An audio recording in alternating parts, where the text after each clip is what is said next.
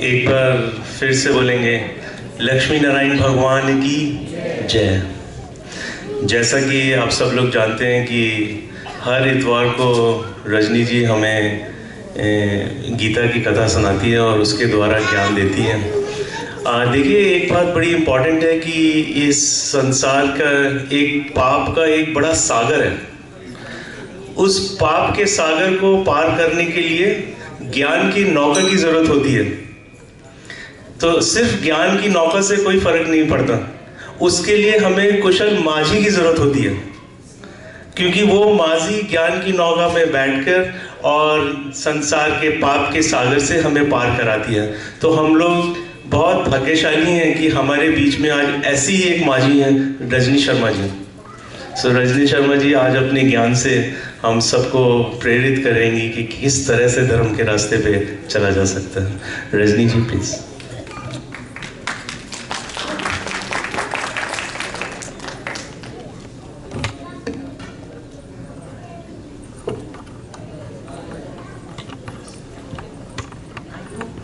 Somebody needs to adjust the mic.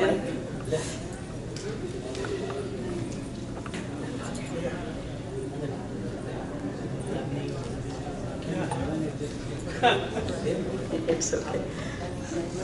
I hope.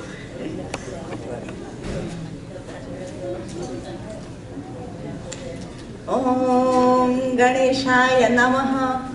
Om Gurudevaya Namaha.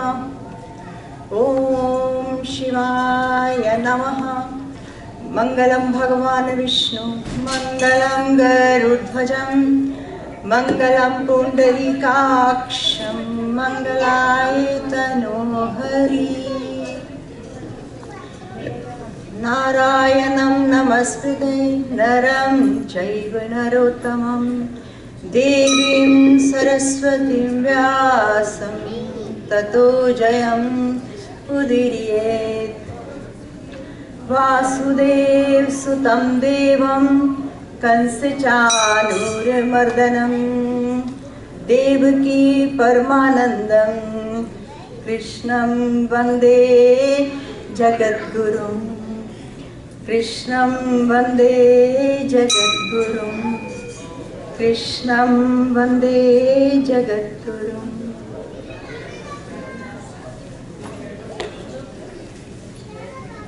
Management committee के सभी ही अधिकारीगण और मंदिर में आए हुए सभी श्रद्धालु भक्तों को मेरा हार्दिक नमस्कार। तो कई दिनों से ये प्रसंग चल रहा है, कुरुक्षेत्र के उस मैदान में महाभारत के युद्ध के दौरान अर्जुन और भगवान कृष्ण का संवाद। थके हुए, हारे हुए, युद्ध से पहले हारे हुए उस योद्धा को भगवान उसका मनोबल उठा रहे हैं। और हमने देखा पिछली बार कि कैसे उन्होंने पहले उनको साधारण शब्दों में, फिर आत्मा के ज्ञान से, नेचर ऑफ द सेल्फ, और उसके बाद सांख्य योग बताया, और उसके बाद बुद्धि का ज्ञान बताना शुरू किया था। ये सभी बातें हमने पिछली बार कही। और भगवान ने ये भी कहा कि थोड़ा सा मैं सम अप कर दूं मुझे, क्योंकि आज ऐसा लग रहा है कि काफी नए लोग हैं यहाँ पर, तो थोड़ा सा मैं सम अप करूं कि भगवान कृष्ण ने अर्जुन को ये कहा कि अर्जुन तू सुख दुख लाभ हानि जय पराजय सबको समान समझ और फिर युद्ध कर। तो जब भगवान ने ऐसा कहा तो फिर उसका उन्होंने प्रोसेस बताया। प्रोसेस बताया क्या कि ऐसे ही सारे सुख दुख समान नहीं हो जाते हैं। सुख दुख समान होते हैं जबकि बुद्धि निश्चयात्मक हो जाती है। एक निश्चय वाली जो बुद्धि होती है वो जब तुम्हारी होगी तो सुख दुख समान लगेंगे। और फिर बताया कि निश्चय वाली बुद्धि कैसी नहीं होती है, जो बुद्धि कामनाओं से भरपूर होती है। और फिर उन्होंने बताया कि किस तरह से कि ये जो वेद हैं ये त्रिगुणों के विषय हैं। ये भी हमने बात पिछली बार की थी डिटेल में। और ये भी कहा कि अर्जुन, जब तेरे को ये समता का योग आ जाएगा, जब तेरी बुद्धि निश्चयात्मक हो जाएगी, तो फिर वेदों से इतना तात्पर्य नहीं रह जाता है। ऐसी बात उन्होंने कही। और हमने देखा बड़ा सुंदर श्लोक ये भगवान ने तब कहा था कि चारों ओर से प्राप्त करके जल जितना प्रयोजन रूप का, उतना प्रयोजन वेद से विद्वान ब्राह्मण क्या का कहा। कि जिस तरह से जिसके पास की बहुत सारा जल है चारों तरफ से, उसको अलग से कुआं खोदने की जरूरत नहीं होती है। तो इस तरह से जब तुम अपनी बुद्धि को निश्चयात्मक कर लोगे, और निश्चय किस चीज का? निश्चय ये कि किस तरह से मेरे को अपने अंदर, how I am going to have journey towards my self, how I am going to tap the source of my being in my self. ऐसी जब निश्चयात्मक बुद्धि हो जाएगी और उस तरह से तू काम करेगा अर्जुन, तो फिर बाकी बाहर की चीजों की इतनी आवश्यकता नहीं रह जाती है। और फिर उन्होंने एक तरह से अर्जुन को थोड़ा वार्न किया। कैसे? कि उन्होंने कहा कि ये जो मोह तेरी बुद्धि में है, और मोह के दो रीजन बताए। दो रीजन क्या? कि एक तो तुम्हारा अपना माइंड तुमको कंफ्यूज करता है, और दूसरा रीजन क्या? दूसरा रीजन कि ये जो शास्त्र हैं कई तरह के, कई फिलॉसफीज, ये तुमको उलझा लेती है। तो ये दो तरह से जो है मनुष्य के माइंड में कंफ्यूजन आता है। तो पहला हम देखें कि अपने माइंड का कंफ्यूजन क्या होता है। अपने माइंड का कंफ्यूजन हुआ कि बेसिक बात को हमने गलत समझ लिया। और बेसिक बात क्या? कि ये शरीर मैं हूं, और इससे जुड़े हुए जितने भी संबंधी हैं, परिस्थितियां हैं, वस्तुएं हैं, वो मेरी। तो शरीर को मानना कि मैं हूं, इसे कहा अहंता। और शरीर मेरा है, ये मेरे संबंधी हैं, ये मेरी वस्तुएं हैं, ये मेरा परिवार है, परिस्थितियां हैं, ये हुआ मेरा। इसको कहते हैं ममता। तो भगवान ने कहा ये अहंता और ममता दो चीजें हैं जो तेरे माइंड को हमेशा कंफ्यूज करती रहती है। तू अपने माइंड में ये सोचता है मेरा क्या कर्तव्य है, क्या कर्तव्य नहीं है। और अभी हमने देखा कि अर्जुन कैसे कंफ्यूज होके बैठे हैं। कंफ्यूजन ये कि ये मेरे गुरुजन हैं, ये मेरे कुटुंब जन हैं, मेरे लिए ये हितकर है कि मैं इनको मारूं या नहीं मारूं, ऐसे कंफ्यूज होके वो बैठे हैं। तो भगवान ने कहा कि एक तो ये कंफ्यूजन है। And why this confusion is because you do not understand कि पहले तुम क्या हो। तुम ये तो कहते हो कि ये मेरे गुरुजन हैं, पर तुम कौन? पहले उस चीज को समझो। तुम इस शरीर को समझते हो मैं हूं, और फिर इस शरीर से जो रिलेटेड चीजें हैं, जो तुम्हारे आसपास के लोग हैं, तुमने कहा ये मेरा बंधु है, ये मेरा मित्र है, ये मेरा शत्रु है, I don't like him, I like him. और इसके अलावा इससे जुड़ी हुई जो चीजें हैं, मेरी वस्तुएं, ये मेरा घर है, ये मेरा मकान है, ये मेरी प्रॉपर्टी है, ये मेरा बिजनेस है। और फिर उनसे जुड़ी हुई परिस्थितियां में अपने को, उन परिस्थितियों के द्वारा अपने को समझना। I am a big businessman, और you know I am a teacher, I am a doctor, I am a lawyer, और आई एम अ मदर। तो उन सबके नाते मेरी कुछ ड्यूटीज बनती हैं। तो इस तरह से क्योंकि तुमने बेसिक बात को गलत समझ लिया, तो उससे फिर ये सारी भूलें हो जाती हैं। और इनको भगवान ने कहा कि ये मोह है। और फिर शास्त्र की बात कही, और शास्त्र की बात क्या कही? कि शास्त्र में कहा कि तरह तरह की फिलॉसफीज हैं। कोई एक शास्त्र कहते हैं कि इवन गीता को पढ़ के बहुत कंफ्यूज हो जाते हैं लोग, क्योंकि विद इन गीता इतनी तरह के मार्ग बताए गए हैं। कर्म योग का मार्ग अलग बताया, भक्ति का अलग बताया, ज्ञान का अलग बताया। तो कभी कभी ये भी कंफ्यूजन आता है which one is right for me. और इसके अलावा जो दूसरे मतांतर हैं, कि जैसे कि भगवान, ये जो आत्मा और परमात्मा है, ये दो है या एक है, ये ब्रह्म जो है और जीव है, ये द्वैत है कि अद्वैत है, ये कौन से हमारे इष्ट देव होने चाहिए, हम कौन से मार्ग से जाएं। किसी ने कहा योग ठीक है, किसी ने कहा था। तो ये सारी बातों में बुद्धि बहुत उलझ जाती है।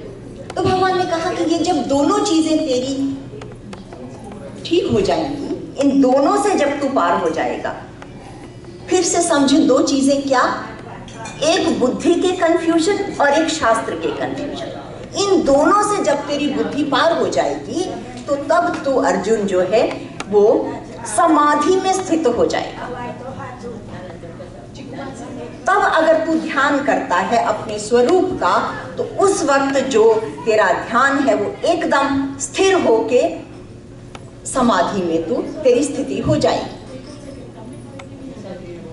अब यहाँ पर जब भगवान को अर्जुन ने कहा कि मैं आपका शिष्य हूं, उसके बाद ये पहला प्रश्न अर्जुन की तरफ से आया और अर्जुन ने पूछा भगवान से कि भगवान मुझे एक बात बताइए कि आप कह रहे हैं कि कोई ऐसी स्थिति होती है कि जिसमें समाधि में बुद्धि स्थिर हो जाती है, तो आप मुझे बताओ कि वो कौन लोग होते हैं, किस तरह के होते हैं, क्या लक्षण होते हैं उनके, कि मेरे को पता चले कि ये समाधि में स्थिति क्या है। तो आप इस बात को ध्यान से समझें कि हम इतने दिनों से यही बात कर रहे हैं कि अर्जुन तुम फल की चिंता मत करो, तुम्हारा कर्म करने में अधिकार है। इंस्टेड कि वो भगवान से ये पूछते कि भगवान आप मुझे बताइए समाधि किस तरह से लगाई जाती है, आप मुझे ये बताइए कि जो है वो किस तरह से मैं ध्यान में बैठूं। उन बातों को पूछने के बजाय वो ये जानना चाहते हैं कि जब मैं समाधि में बैठ जाऊंगा और ये हो जाएगा, then what I am going to get, वो कैसी स्थिति होगी, आप मेरे को उसके बारे में बताइए। तो ये बातें जो हैं ये समझने की हैं कि पहले से कि समाधि जब हो जाएगी तो क्या होगा, that is what he wants to know. तो अब भगवान ने उसको बताया कि ओके ठीक है। उन्होंने ये नहीं कहा कि अर्जुन ये तुम बेकार की बात कर रहे हो, तुमको पहले ये जानना चाहिए, तुम उस स्थिति की बात अभी क्यों पूछ रहे हो, जब उस स्थिति में होगे तो पता चल जाएगा। बट नहीं, भगवान ने उसको कहा कि अच्छा ठीक है मैं तुम्हें बताता हूँ। अब हम इस बात को देखें कि बड़ा सुंदर ये शब्द है गीता में, स्थित प्रज्ञ। हम आम भाषा में इसको बोलते हैं self realisation. The people who are self realised, वो कैसे होते हैं। तो इससे पहले कि हम उनकी बात करें, मैं आप लोगों को स्पेशली जो हम लोग भारत से आए हुए हैं एक बात कहूँ अपने लोगों की, हम लोगों की एक मेंटल कंडीशनिंग के बारे में। एक बड़ी स्ट्रॉन्ग मेंटल कंडीशनिंग है हमारे अंदर कि जो सेल्फ रियलाइज्ड लोग होते हैं, जिनको आम भाषा में कहते हैं पहुँचे हुए, बड़े पहुँचे हुए लोग हैं जी, वो कैसे होते हैं, हर एक के मन में इसको बात को लेके एक ऑर्डिनरी एक प्रेजुडिस है कि वो लोग कैसे होते हैं। और भारत में तो बहुत ही ज़्यादा ये बातें चलती हैं और हमने देखा। और उसकी वजह क्या है, उसकी वजह यही शास्त्र ठीक से ना समझ पाने के वजह से, ये शास्त्र जो कहते हैं एक फला महात्मा वो जंगल में चले गए, फिर एक पैर पे खड़े होके 10,000 साल तक तपस्या की, तो फिर उनको ज्ञान प्राप्त हुआ। कहीं कोई चले गए और उन्होंने फिर खाना पीना छोड़ दिया, अपना घर बार छोड़ दिया, धीरे धीरे वो फिर अभ्यास करने लगे, फिर उन्होंने खाना भी छोड़ दिया, फिर केवल सांस पे रहने लगे। ऐसे बड़े वर्षों तक उन्होंने तपस्या की। तो जब हम इस तरह की बातें सुनते हैं तो एक आम आदमी तो ये जुर्रत ही नहीं कर सकता है कि सेल्फ रियलाइजेशन जैसी कोई जो चीज़ ये भगवान बता रहे हैं, ऐसा एक आम आदमी अपने घर में बैठ के अपना सब कुछ करते हुए भी जो है उस दशा को प्राप्त हो सकता है, ये तो हम सोच ही नहीं सकते, क्योंकि मेंटल कंडीशनिंग इतनी स्ट्रांग हो गई। और फिर हमने देखा कि पूरा एक धर्म चलता है उसमें महात्माओं का, कितनी कितनी तरह के महात्मा, और फिर कैसा उनके लक्षण जो अभी भगवान बताएंगे तो हम देखेंगे कि क्या वो उससे मैच करते हैं, किस तरह के उनके लंबे लॉन्ग मैटेड हेयर, लंबी जितना ज़्यादा कैसी एक खास तरह की वेशभूषा, खास तरह के तिलक, सब कुछ इस तरह की बातें कि हमें ऐसे लगता है कि जो सेल्फ रियलाइज्ड लोग होते हैं they are somewhere out there. We have nothing to do with them because we cannot do that process which they go through. ये बात हमको एक बचपन से बताई गई है और मुझे लगता है कि ये स्पेशली भारत में रह के हम लोगों के पास ये बात जो है, इसने हमको जितना धर्म से दूर किया है, इसने हमको जितना धर्म की आम बातों से उलझाया है, बाहर की बातों से, शायद इससे ज्यादा किसी भी ने भी नहीं, किसी ने भी। हम आप देखें हमारे सभी अपना एग्जाम्पल ले लें, हमारे घर में दादा दादी नाना नानी जो हैं वो सब लोग हैं कि कभी कोई, और बातें भी ऐसे करेंगे। आपको पता है कि कोई ऐसे संत महात्मा पहुंचे हुए आ जाते हैं, केवल आशीर्वाद देते हैं और आपका काम हो जाता है कभी कभी। और ये हमारे धर्म की बात नहीं है, प्रायः हर धर्म में, क्रिश्चियनिटी में आप देखें तो वो तो कहते हैं कि हीलिंग पावर, जब तक हीलिंग पावर्स नहीं है तो वो मानते ही नहीं। और हम देखते हैं टेलीविजन के ऊपर कि किस तरह से वो व्हील चेयर के ऊपर लेके आते हैं and then somebody touches them और वो उठ के नाचने लगते हैं। ऐसे बहुत प्रोग्राम्स आपने देखे होंगे टेलीविजन पे। तो हम लोग समझते हैं कि जो सेल्फ रियलाइज्ड लोग हैं, they are some very specialised people with specialised power and have gone through some very very special process. तो इन बातों ने हमारे मन के अंदर से ये हिम्मत ही खत्म कर दी। आज भी आपको कोई कहे अगर कि ऐसा प्रोसेस होता है कि इतनी कहीं अपना, पहले तो आप घर बार छोड़ें, फिर आप कहीं अकेले चले जाएं दूर में और वहाँ वर्षों तक अभ्यास करें, तपस्या करें, फिर आपको ये सब आएगा। How many people do you think would able to do this? How many people will have courage and willingness to do this? तो ये एक बहुत इंपॉर्टेंट बात है समझने की। लेकिन अगर यही कोई आपको आके हिम्मत देता कि देखो ये तो कोई बात ही नहीं है, भगवान तुमसे दूर कहाँ है, अगर यही सेल्फ रियलाइजेशन है, तुम्हारे हार्ट में है, तुम्हारे वो दिल के अंदर है, उन्होंने कहा भगवद गीता कि मैं सभी के दिल में हूँ, then how far he is from us. All we need is a little understanding and few little process, जो इन्होंने बहुत अच्छे से गीता में बताए हुए हैं। अपने घर में, अपने कमरे में, अपने बेडरूम के एकांत में बैठ के आप इसको प्राप्त कर सकते हैं, ऐसा तो किसी ने कहा ही नहीं। तो ये बात हम लोगों को बहुत ज्यादा समझने की है कि that it is easy to do this. अब भगवान ने जो स्थित प्रज्ञ के लक्षण बताए, स्थित प्रज्ञ यूज किया शब्द उन्होंने सेल्फ रियलाइजेशन के लिए। तो अब जो भगवान ने लक्षण बताए उसमें क्या हुआ? अब वो जो लक्षण बताएंगे अर्जुन को, तो फिर क्या हम वो लक्षण जाके अब देखना शुरू करें कि जो भगवान ने गीता में बताए हैं कि अच्छा वैसे वाले तो नहीं बताए पर ये वाले बताए हैं, तो अब हम जाके देखें कि ऐसे लोग कहाँ हैं। ओके, नॉट द ट्रेडिशनल्स महात्मा, पर ये जो बता रहे हैं हम इनको कहाँ ढूंढें? तो अगर आपने ये बात समझी तो उससे भी पहले से भी ज्यादा बड़ी भूल कर दी। इस बात को मैं जितना जोर दे के कहूं और जितना आप ध्यान से सुने, उतना ही ये आपके लिए लाभदायी होगा। कि अब जब भगवान लक्षण बताएंगे तो हम सोचेंगे कि ओके, कि हमने ट्रेडिशनल्स तो नहीं सोचा, मेंटल कंडीशनिंग हमने छोड़ दी, पर अब जो ये बता रहे हैं हम उनके अकॉर्डिंग देखेंगे, ऐसे महात्मा को, ऐसे लोगों को, ऐसे सबको ढूंढेंगे। तो गलती यहाँ क्या हो रही है कि भगवान ये बातें बता रहे हैं to let us know where do we stand, how far we are from it. तो जब हम ये लक्षण सुनेंगे तो हमने अपने अंदर झांकना है, अपना एक एनालिसिस करना है, अपना इंट्रोस्पेक्शन करना है। क्या कि how far I am from this लक्षण, मैं अभी सेल्फ रियलाइजेशन से कितनी दूर हूँ, मेरी यात्रा में कहीं अभी कोई कमी तो नहीं है। ये एक समझने की बात है।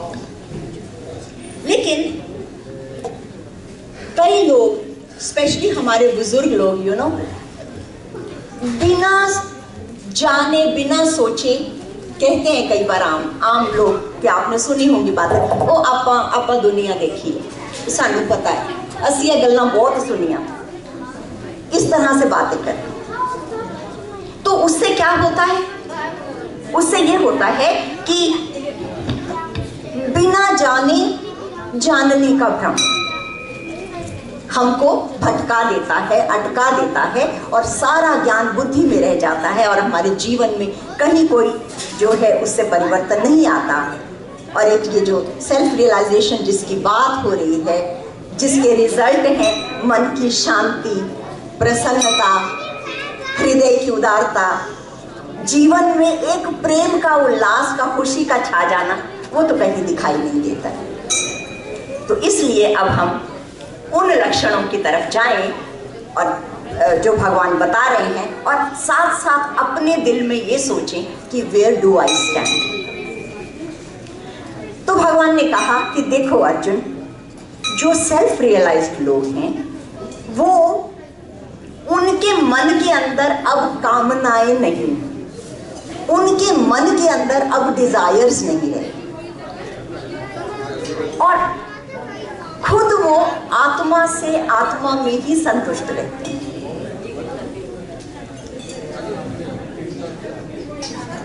इस बात को अगर हम इस तरीके से समझें कि कोई डिजायर नहीं रहती है, तो हम देखिए अपने अंदर कि do we have any desires. और जब ये डिजायर की बात कह रहे हैं तो मटेरियल डिजायर्स, क्या हमारे अंदर, मन के अंदर अभी कामनाएं हैं? अभी हमें जीवन में कुछ प्राप्त करना है, अभी हमें संसार में धन कमाना है, अभी यश प्राप्त करना है, अभी एजुकेशन लेनी है, अभी करियर बनाना है, अभी बहुत काम करने हैं। ऐसी डिजायर्स जो है, मैं ये करूं, मैं ये पाऊं, मैं यहाँ जाऊं, ये जितनी डिजायर्स हैं ये हमारे मन के अंदर। तो भगवान ने कहा कि जो सेल्फ रियलाइज्ड लोग हैं उनके अंदर डिजायर नहीं होती है। तो अगर we still have desires, then we know that we are not there yet. So ये यार्डस्टिक अपने लिए। फिर भगवान ने कहा कि वो अपने आप में संतुष्ट है। इसका जरा अर्थ आप ध्यान से समझें, अपने आप में संतुष्ट का क्या मतलब हुआ? क्योंकि उनको अपनी प्रसन्नता के लिए, अपनी खुशी के लिए, अपनी संतुष्टि के लिए बाहर की किसी चीज की जरूरत नहीं है। हम लोगों के साथ क्या है कि अगर थोड़ी देर भी हम अकेले होते हैं तो हम सोचते हैं कि अच्छा किसी फ्रेंड के पास चले जाएं, उससे बात करें, नहीं तो फोन उठा के बात करें, नहीं तो थोड़ी देर टेलीविजन देखें, नहीं तो थोड़ी देर मॉल घूम के आए, नहीं तो कोई कुछ भी करें, पर हमको अपने साथ रहना सबसे खराब लगता है। Nobody wants to be alone with themselves. तो यहाँ पर उन्होंने कहा कि हम कुछ भी करने लगते हैं just to be away from ourselves. This mind is so strong कि जैसे ही हम अपने पास आते हैं ऐसा लगता है जैसे इस मन की जो है वो सत्ता खत्म सी होने लगती है, तो फिर अपने को उलझा लेता है किसी न किसी चीज में। तो यहाँ पर भगवान ने कहा अर्जुन से कि अर्जुन वो आत्मा से आत्मा में संतुष्ट रहता है, उसको अपनी संतुष्टि के लिए बाहर की किसी चीज की जरूरत नहीं है, किसी चीज की, किसी व्यक्ति की, किसी वस्तु की, किसी परिस्थिति की ऐसी जरूरत नहीं है। आमतौर पर क्या होता है कि हम लोग जाते हैं कि आज हमको ये चाहिए, कोई वस्तु, या वस्तु से ज्यादा अब हम लोग जिस उम्र में है, यहाँ मैं देख रही हूँ कि आप सभी लोग जो हैं वो एक सर्टेन एज ग्रुप, तो हम लोगों को वस्तुओं से ज्यादा, रिलेशनशिप से ज्यादा कई बार परिस्थितियों की बड़ी आवश्यकता होती है कि जब मैं ये बन जाऊं तो when I will be established businessman, when I will be this or I will be that, कि मुझे कोई पोजीशन मिले, कुछ मिले जिससे थोड़ा सा मुझे ऐसे लगे I am something, I am somebody। तो भगवान ने कहा कि तुम अपने साथ बैठे हो अकेले अपने कमरे में without anybody for example, and you are so full of happiness, so full of ecstasy। ऐसी बात नहीं है, हम लोगों के पास भी ऐसे कभी कभी मोमेंट आते हैं, but that does not last very long।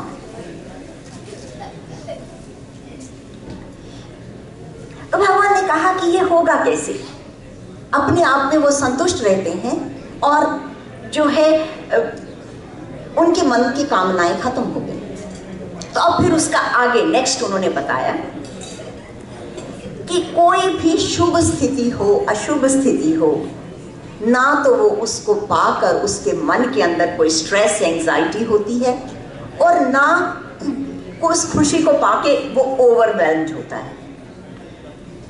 दोनों बातें कि दोनों स्थितियों में सम रहता है।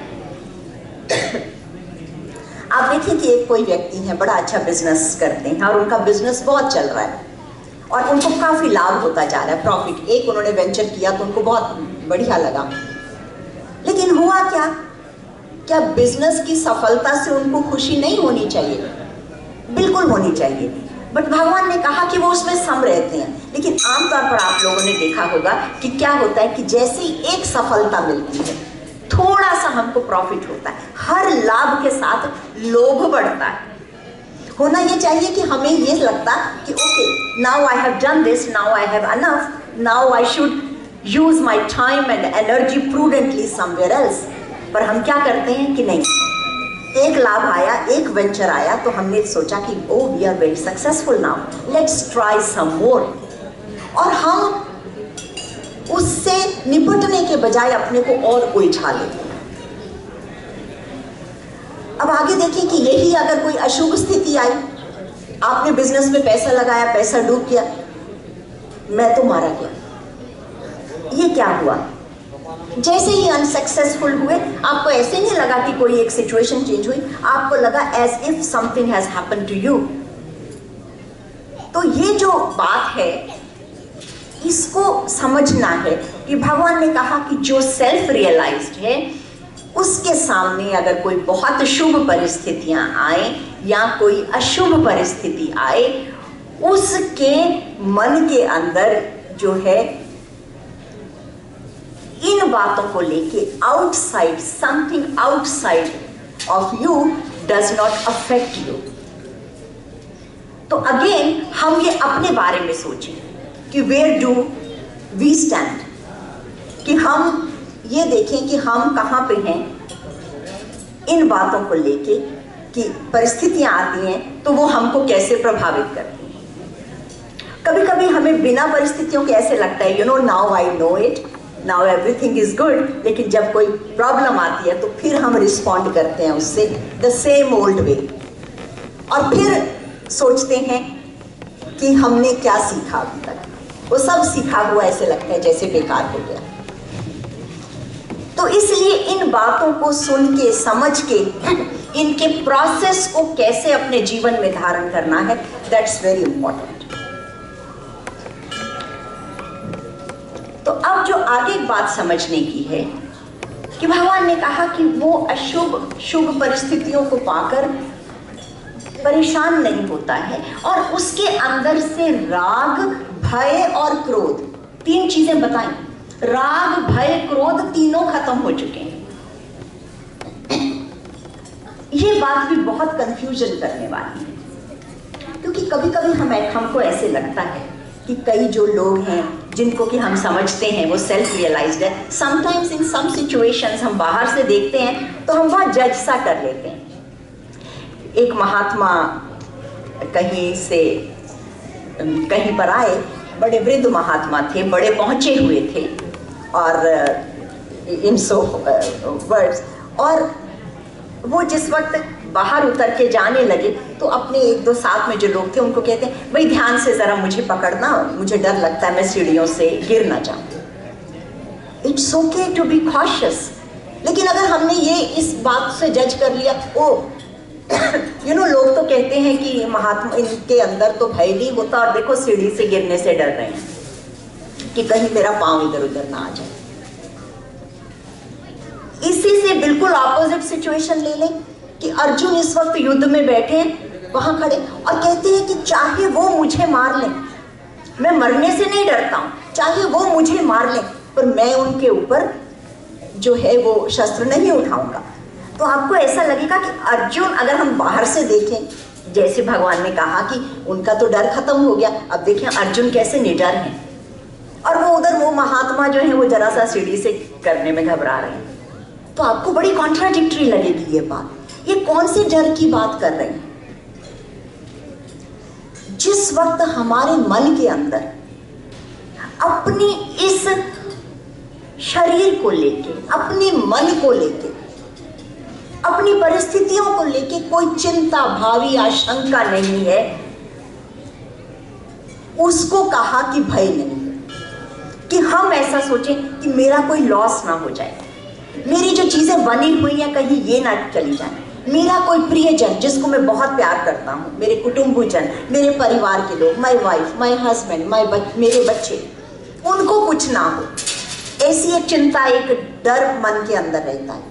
और फिर सबसे बड़ा डर अपने शरीर के प्रति, कि मुझे कोई रोग ना हो जाए, कहीं मैं ऐसा ना हो कि हॉस्पिटल में ऐसे हो, कहीं बच्चे बाहर जाएंगे तो मन के अंदर चिंता कि कोई एक्सीडेंट ना हो जाए, कोई इस तरह की जो चिंताएं मन के अंदर रहती हैं, उसको भगवान ने कहा कि वो भय है। और अर्जुन जो सेल्फ रियलाइज्ड लोग होते हैं, उनके मन में ऐसी चिंताएं नहीं होती, ऐसा भय नहीं होता। तो अगेन ये देखना कि हाँ, हमारे अंदर ऐसा क्या है। क्या हम जिस वक्त अकेले होते हैं, परेशान होते हैं, हम चिंताओं से घिरे रहते हैं, तो अब हम कितनी दूर हैं सेल्फ रियलाइजेशन से। तो ये जो लक्षण हैं, ये सारे लक्षण अपने लिए यार्ड स्टिक्स हैं, अपने को टेस्ट करने के मेजर।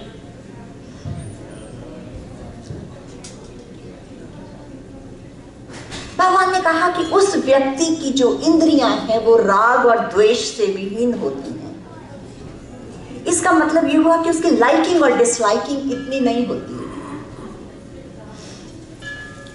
आपको एक बात बताएं कि एक बार, एक छोटी कहानी, कि एक राजा जो थे वो एक महात्मा से मिलने गए, और वो महात्मा से मिले, उनको बहुत अच्छा लगा, सरल सा उनका व्यक्तित्व उस महात्मा का। तो उनको कहने लगी कि आप आइए कुछ दिन के लिए हमारे महल में रहें। तो महात्मा ने कहा कि ठीक है, आके उनके महल में वो रहने लगे। और राजा ने सुना था कि जिस वक्त जो कोई महात्मा होते हैं, अगर आप उनके अराउंड रहें, then you can observe them, और फिर आपको पता चलेगा कि भाई ये सचमुच में उनके क्रियाकलाप देख के कि आप वैसे हैं या नहीं हैं। तो राजा ने देखा कि जिस वक्त वो भोजन उनको परोसा गया, तो बड़े प्रेम से खा रहे हैं उसको, साथ में तारीफ भी कर रहे हैं कि ये तो सब्जी बहुत स्वाद है, ये बहुत बढ़िया बना है, ऐसा वाला तो हमने पहले कभी खाया नहीं। इसके बाद फिर वो जब उनको कहें कि अच्छा आप थोड़ा सा आराम कर लें बड़े अच्छे बिस्तर के ऊपर, तो कहें oh this is very comfortable bed, very nice. फिर उन्होंने, राजा ने कहा कि अच्छा कुछ 2-4 नर्तकियां बुलाई वहां पर, और उनका नृत्य कि महात्मा जी, तो महात्मा जी ने कहा कि हाँ ठीक है, ये तो this is very nice, she dances so beautifully, कितनी ग्रेसफुल डांस कर रही है, बहुत अच्छा। अब राजा मन में सोचने लगे कि ये कैसा है, हमने तो सोचा महात्माओं के अंदर तो कोई राग नहीं होता है, वो तो उनको तो इन चीजों से कोई लेना देना नहीं है, and here he is enjoying more than an ordinary person. तो उन्होंने महात्मा से अपनी शंका जाहिर कर दी। उन्होंने कहा महात्मा जी, मैंने ऐसा सुना है कि ऐसा होता है कि महात्माओं को तो इन चीज़ों से कोई लेना देना ही नहीं है, कुछ भी नहीं है, और आप जो हैं वो तो बिल्कुल हमको उल्टा लग रहा है, और हमने तो कुछ और सुना था। तो महात्मा जी मुस्कुराए, तो कहने लगे कि चलो आओ राजन, अब वैसे भी मेरा जाने का भी समय हो गया है, आओ चले थोड़ी दूर तक। तो वो चलने लगे, राज्य की सीमा आ गई बातें करते हुए। तो राजन कहने लगी कि अच्छा अब मैं तुमको कोई और अच्छा ज्ञान दूंगा, तुम ऐसा करो छोड़ो ये राजपाट, चलो मेरे साथ। तो राजन कहने लगे कि मैं ये कैसे छोड़ सकता हूँ, ऐसे कैसे मैं, how can I just go like that. तो उन्होंने कहा बस इतना ही फर्क है कि तुम इन चीजों को सबको भोग रहे हो अपना जानते हुए।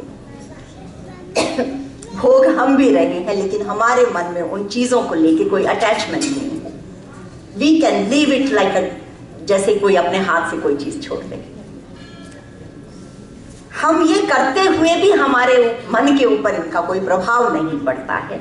Because we are there in that very moment. उस वक्त भगवान ने जो हमारे सामने स्थिति रखी, हमने उसको पूरी तरह 100% with all our gratitude towards him उसको भोगा और उसके बाद खत्म। ये फर्क है। अगर वो राजा ना पूछता उन महात्मा से तो हो सकता है कि वो अपने ही मन में कुछ बना के उसको और उस तरह से वो चले जाते, सोच के कि ये महात्मा तो ऐसे ही है।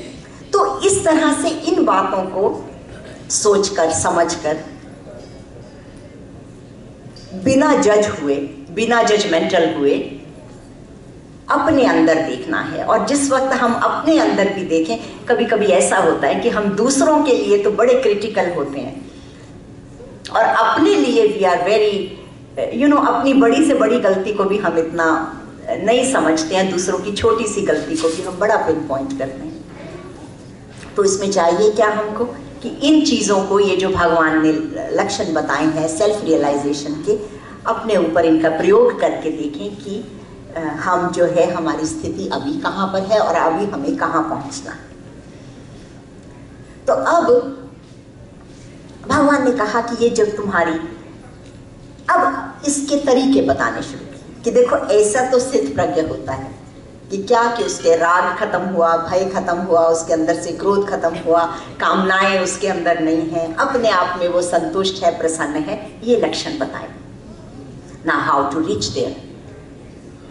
तो भगवान ने कहा कि देखो इंद्रियां जो हैं हमारी, सेंस ऑर्गन्स हैं, उनको ऑल द टाइम इंद्रियों को उनके विषय चाहिए।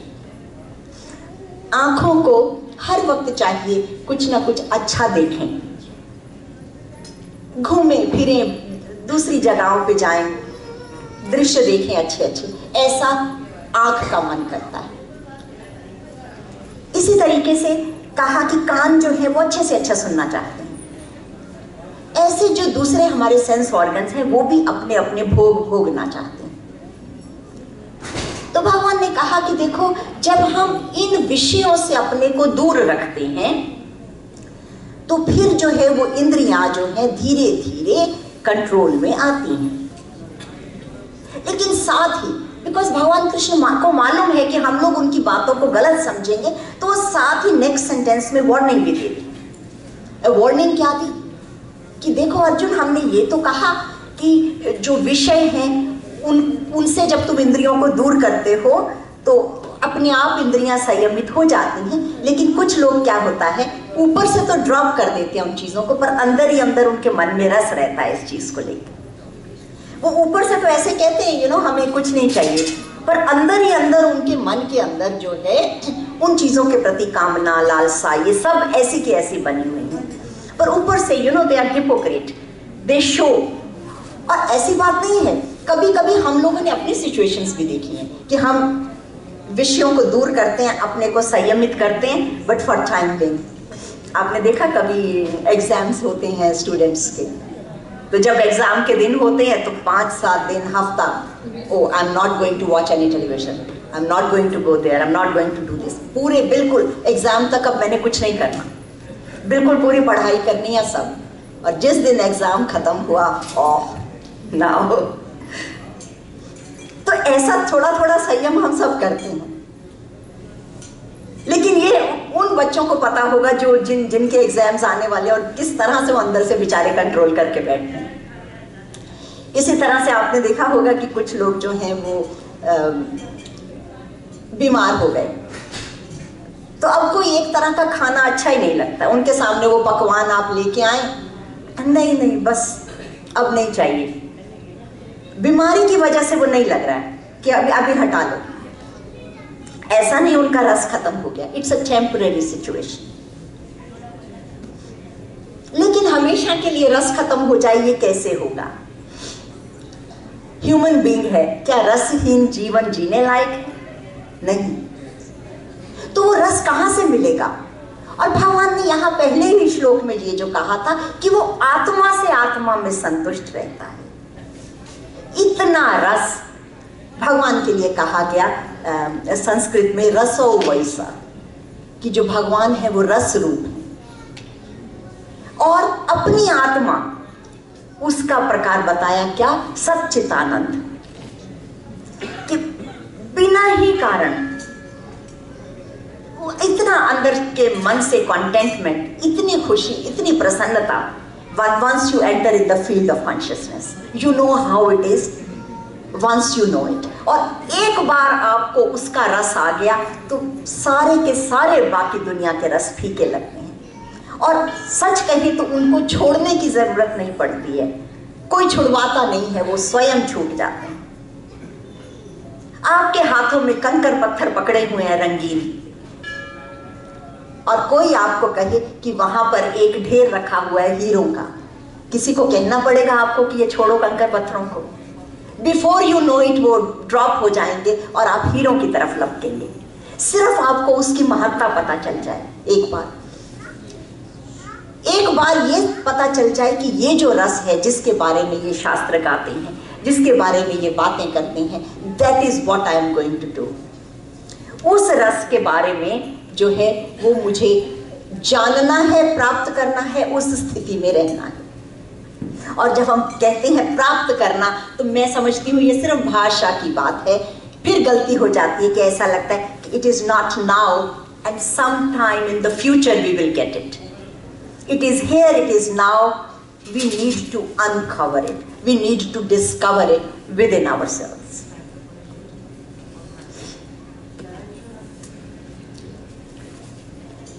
हमेशा की तरह कुछ थोड़ी बातचीत करते हैं, जैसे हम लोग। कोई सवाल पूछना चाहे तो कृपया यहाँ आ जाए ताकि आपका सवाल सबको सुनाई भी दें।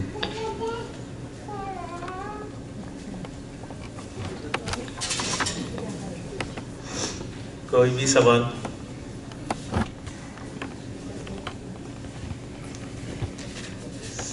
हेलो,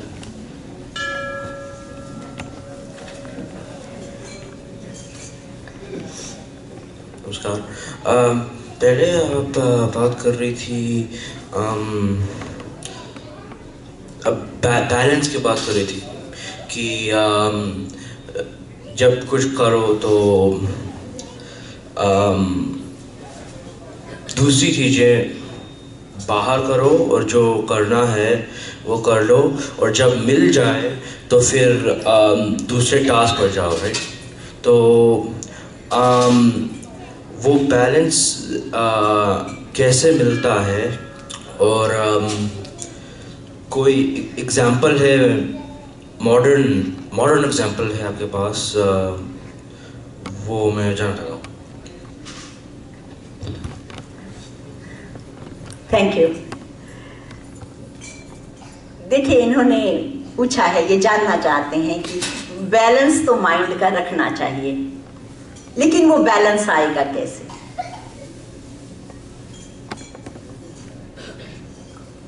दिमाग से हम सोचते हैं बातों को, दिमाग में बैलेंस रखना चाहते हैं, लेकिन माइंड तो हमारा कंटैमिनेटेड है, तो वो माइंड बैलेंस कैसे रखेगा?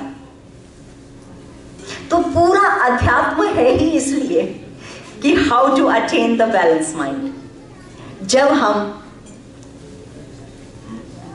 ये बातें सुनेंगे, भगवान की बातें सुनेंगे, तो धीरे धीरे जो हमारा मन है वो अपने आप सेटल होता चला जाएगा। सबसे पहली जो बात है किसी भी रास्ते पे चलने के लिए, जो सबसे पहली बात है, तो कहा सुनना, श्रवण। सबसे जो उत्तम बात है वो सुनना with concentration, with open mind. अभी बच्चे ने कहा कि कोई मॉडर्न एग्जाम्पल दो। देखो, आपने अभी हम सुनने की बात कर रहे हैं कि आपके पास कोई आपके फ्रेंड आए, उन्होंने बोला कि हम तो फला जगह गए थे, कोई क्रूज के लिए गए थे, वहाँ बहुत बढ़िया था, वहाँ ऐसे था, ऐसे माउंटेन्स थे, ऐसा लैंडस्केपिंग था, प्लस वो उधर इस तरह का एंजॉयमेंट था, ऐसा था। आपने नहीं देखा है, आपने सिर्फ सुना, राइट? तो सुन के आपका दिल किया okay I should go there too. इसी तरह से जब आप भगवान के बारे में सुनते हैं, भगवद गीता के बारे में सुनते हैं, इस स्थिति के बारे में सुनते हैं, how to get balance mind, how to have equanimity of the mind, जब इस बारे में सुनते हैं तो अंदर से दिल होता है आपका कि I should also attain this. मैं कैसे इस बैलेंस को अपने अंदर लेके आऊं।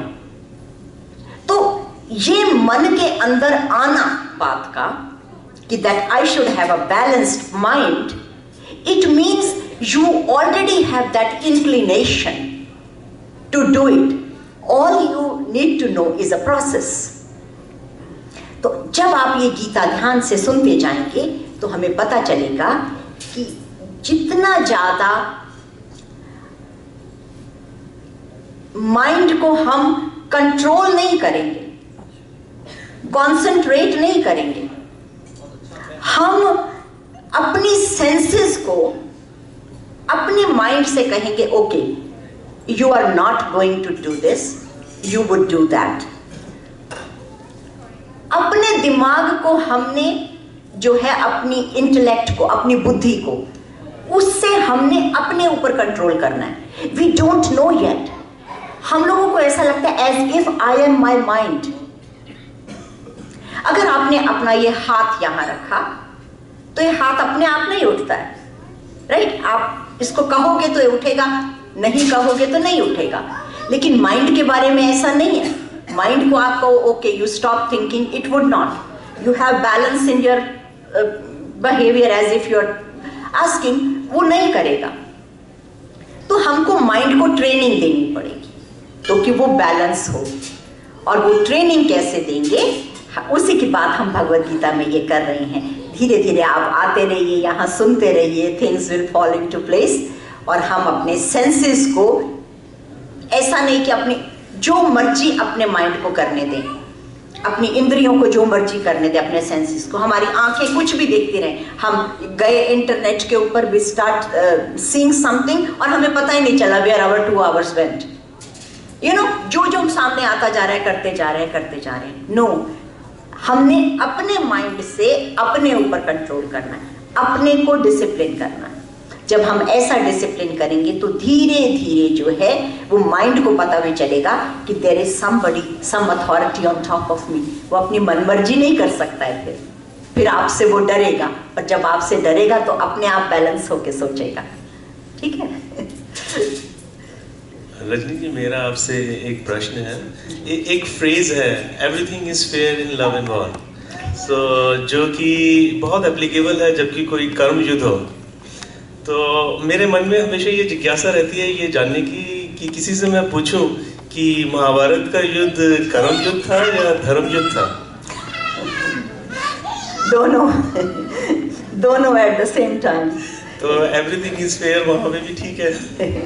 Everything is fair in war and love. और आपने देखा वहां कि कभी कभी ऐसी बातें हुई जो नहीं होनी चाहिए थी, उनको भी फेयर कहा गया वॉर में। इवन भगवान कृष्ण ने एक जगह ऐसा आता है कि कर्ण जो है वो अपने रथ का पहिया निकाल रहे थे झुके हुए, और वॉर के नियमों के अकॉर्डिंग उनके हाथ में शस्त्र नहीं था, पर भगवान ने कहा कि नहीं, this is the time to kill him, right? तो everything is fair in love and war, but problem कहाँ है? हमारी लाइफ में प्रॉब्लम कहाँ है? प्रॉब्लम है कि हम जो भी काम करते हैं वो राग और द्वेष से करते हैं। जो हमारे मूव्स होते हैं दे आर इनक्लाइंड, और उनको जो मोटिवेट कर रहा है पीछे है दो चीजें, एक है ग्रीड, एक है फियर।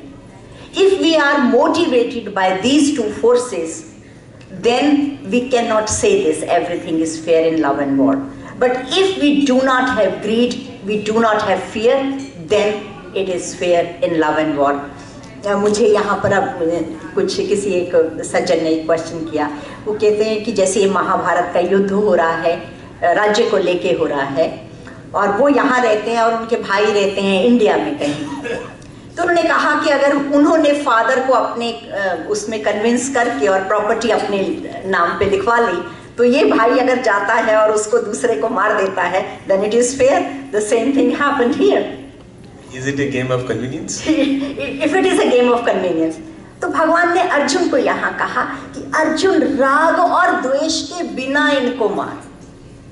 अर्जुन के मन में क्या है कि अभी राग है, अर्जुन के मन में ये है कि this is my Gurudev, that's why I don't want to kill him, this is my Bhishma Pitamah, I don't want to kill him. वो जो अटैचमेंट है वो उनको रोक रही है, अदरवाइज वो योद्धा थे, कहीं पे भी जाके वो बहुत युद्ध उन्होंने किए, तो कितनी लड़ाइयां लड़के आए, कितने लोगों को मार के आए, उनके दिमाग में क्वेश्चन नहीं था। क्वेश्चन कब आया? जब अटैचमेंट थे। ऐसे ही जिनके ब्रदर जिन्होंने कहा कि इंडिया में है और वो प्रॉपर्टी के लिए, तो why he wants to fight for that, out of grade, it is not fair. पर अगर उनके पास कोई ऐसी पावर है जैसे अर्जुन के पास थी कि वो हर जगह समता फैला सके, can he do that? No. So we need to be very very careful. यही एक चीजें हैं जिससे कि कई बार ये समझ में नहीं आता है। और मैं राजेश जी, आप ही का क्वेश्चन लास्ट टाइम का कि अगर थोड़ा सा लोभ कर लें और पैसा कमा लें और फिर उस पैसे को धर्म के काम में लगा लें तो भगवान ने इन सारी बातों को जो है बहुत डिटेल से इसमें बताया कि पहले तुम समझो कि तुम कौन हो, पहले सबसे पहले इस बेसिक चीज को समझ लो, हु यू आर। उन्होंने कहा कि तू अपने स्वरूप को समझ, फिर उस वहां से तुम जो करोगे वो सब ठीक होगा, बिना राग के, बिना द्वेष के, अगर तुमने आत्मा के रूप को समझ लिया। नहीं तो तुम जो भी करोगे वही गलत हो जाएगा। और हम देखते हैं ऐसा कि धर्म का काम करने जाते हैं लोग, कई बार मंदिर में भी आते हैं, यहाँ पे भी वॉलंटियर वर्क भी करते हैं, काम भी करते हैं, फिर गलत हो जाता है, फिर ऐसे लगता है कि इससे अच्छा तो हम घर पे ही थे। Why did I do that? Thank you. So, अब भगवान ने कहा था अर्जुन को कि अभी कर्ण को मार दो, ये फेयर है, क्योंकि जो अभिमन्यु को मारा गया था वो निहत्था था, सबसे पहले उन्होंने ये काम शुरू किया है। तो ये बात महाभारत में कही गई है कि तुमने ही पहले, तुम लोगों ने कौरवों ने ही पहले ये प्रारंभ किया है ऐसा दुष्कर्म, तो अब अगर ये हम लोग कर दें तो ये फेयर है जी। That's why it is fair in the war. और किसी का कोई प्रश्न? देखिए, कहते हैं कि इंटेलेक्चुअल पर्सन से कभी बहस नहीं करनी चाहिए, तो रजनी जी ने मेरा ही जवाब मेरे ऊपर दे दिया।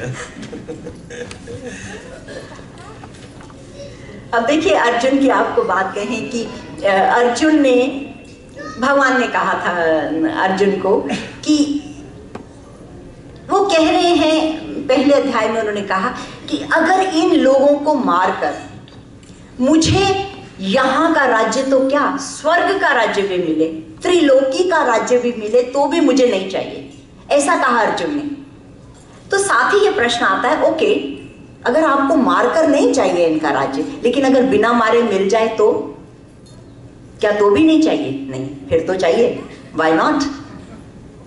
तो अर्जुन का जो प्रॉब्लम है वो राज्य भोगने में नहीं है, गुरुजनों को मारने में नहीं है, वो मैं और मेरे की है। ये सारी गीता मैं और मेरे से पैदा हुई है। नहीं तो भगवान ने कहा ऐसा नहीं अर्जुन कि तू यहाँ नहीं था या ये राजा नहीं थे, इट वॉज, इस पृथ्वी पे फ्रॉम टाइम इमेमोरियल ऐसा ही होता आ रहा है। But where the problem comes कि हम सबके अंदर एक अपना अपना महाभारत खड़ा हुआ है, हमारे अंदर ही हम बटे हुए हैं। हमारा एक मन कहता है हमको ये करना है, हमारा दूसरा मन कहता है हमको ये नहीं करना। और कभी कभी क्या होता है कि हम इस मन के एक तरफ में आ जाते हैं, एक साइड में हम स्विंग हो जाते हैं और कहते हैं कि ओके, मेरा मन ने ऐसा कहा, अरे मुझे बहुत अच्छा बताया, it was right decision for me. और कभी कहते हैं हमारे मन ने हमको बहुत उलझा दिया और हमने गलत काम कर लिया, चाहे हम रिपेंट भी करें उसके लिए, तो ये उल्टा हो गया काम। तो मन ने हमको एक रास्ते में डाला, मन ने हमको अच्छे पे डाला, मन ने हमको बुरे में डाला। और अब लेकिन जब हम भगवद गीता पढ़ेंगे तो अब हमको पता चलेगा कि ये मन के खेल, ये डुअलिटी तक है। This is either or, either you do this or you do that. It does not know how to transcend both of them. तो जब हम ये गीता के सत्यों में और गहरे उतरते जाएंगे, साथ ही साथ अपने से भी प्रयोग करेंगे, तो फिर क्या होगा, फिर हमारे अंदर ये जो ज्ञान है धीरे धीरे ये सेटल होना शुरू होगा और हमको पता चलेगा कि हमको किस तरह से इस जीवन को जीना है और अपने अंदर फैले हुए उस महाभारत को में विजयी होना है। और फिर ये भी समझना है कहीं कोई महाभारत नहीं है, कहीं कोई विजय नहीं है, कहीं कोई हार नहीं है, कहीं ये मन नहीं। आप लोगों ने मेरी बात को बहुत प्रेम और शांति से सुना। Thank you for your time. मन तो चाहता है कि रजनी जी जो बोल रही हैं वो बोलती ही चली जाएं और हम सुनते ही चले जाएं, लेकिन वक्त किसी के हाथ में नहीं होता, तो वक्त की यही सीमा थी हमारे पास। सो आज जो रजनी जी ने ज्ञानवर्धक बातें करी हैं उसको अगर जब हम अपनी लाइफ में एप्लीकेबल कर लें तो we will be all very peaceful. इसके अलावा जैसा कि आप सब लोग जानते हैं कि नेपाल में बहुत भारी प्राकृतिक विपदा आ गई है। रिचर्ड स्केल पे 7.9 मैग्नीट्यूड पर बहुत भारी भूकंप आ गया है, तो और करीब 2500 से ज़्यादा लोगों की जान जा चुकी है जिनका कोई दोष नहीं था, लेकिन फिर भी ये भगवान की लीला है। इतना बड़ा भूकंप आ गया, तो मैं आप सब लोगों से प्रार्थना करूँगा कि आप लोग खड़े हो जाएं और हम 1 मिनट के लिए उनकी दिवंगत आत्मा के लिए, की शांति के लिए मौन रखेंगे। और जैसे ही मैं ओम शब्द का उच्चारण करूँगा, सो आप लोग प्लीज़ मौन धारण करिएगा और उनकी आत्मा की शांति की प्रार्थना कीजिए। स्वामी जी, आप कितनी देर से आए?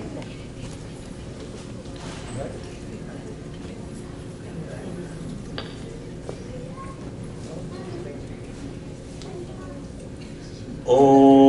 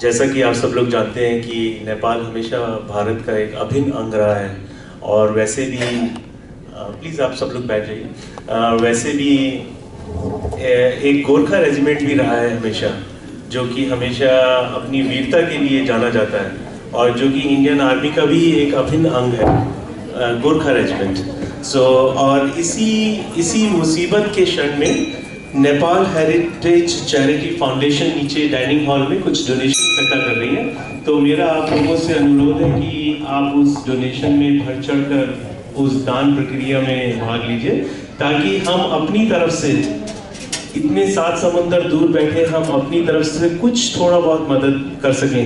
हालांकि बहुत सारी ऑर्गेनाइजेशंस और बहुत सारी कंट्री और खास करके इंडिया ने अपना पूरा जोर लगा रखा है वहाँ पे रिलीफ ऑपरेशंस में। तो मेरी आप सब लोगों से प्रार्थना है कि नेपाल हेरिटेज चैरिटी फाउंडेशन की हम मदद करें। उनकी हम क्या मदद करें, हम तो अपने आप की मदद कर रहे हैं। मानवता के नाते हमारा ये धर्म बनता है कि हम कुछ ना कुछ जरूर डोनेट करें। वो नीचे डाइनिंग हॉल में ये डोनेशन एकत्र कर रहे हैं। और इसके अलावा आज के जो प्रीति भोज है उसका आयोजन परितोष मंकट जी की तरफ से हुआ है। परितोष मंकट जी, अगर जो आप यहाँ हैं तो प्लीज़ आगे आ जाइए। मैं रजनी जी से और परितोष मंकट जी से अनुरोध करूंगा कि वो प्लीज आरती की शुरुआत करें। पंडित जी, मंकट जी से और रजनी जी से आरती की शुरुआत, और आप लोग प्लीज सब आगे आ जाइए। इसके अलावा मैं आपको बता दूं कि मदर्स डे May 10 को मनाया जाएगा, जो कि संडे को है। सागर